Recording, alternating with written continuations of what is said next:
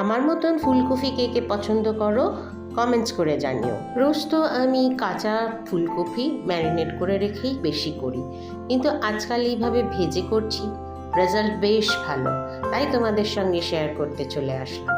Step by step করে ফেলো, একদম এক নিমিষে হয়ে যাবে রাতের তরকারি।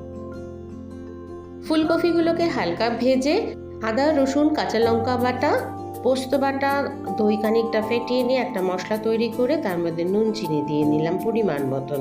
এটাকে ভালো করে মাখিয়ে নিয়ে তার মধ্যে সমস্ত ভাজা ফুলকপিগুলোকে দিয়ে ভালো করে নেড়ে চেড়ে নিলাম। কোনো রকম কিন্তু হাতা বা খুন্তি লাগিও না, ভেঙে যাওয়ার চান্স থাকবে।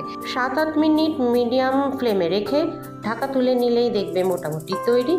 আবার এইভাবে ওপর নিচ করে নিয়ে নাড়িয়ে চাড়িয়ে নিলেই তরকারি রেডি। ধনেপাতা দিয়ে ঢাকা দিয়ে রেখে দাও খানিকক্ষণ। পরিবেশনের আগে ছড়িয়ে দাও ভাজা পেঁয়াজ। ভালো লাগলে সাবস্ক্রাইব করে নিও।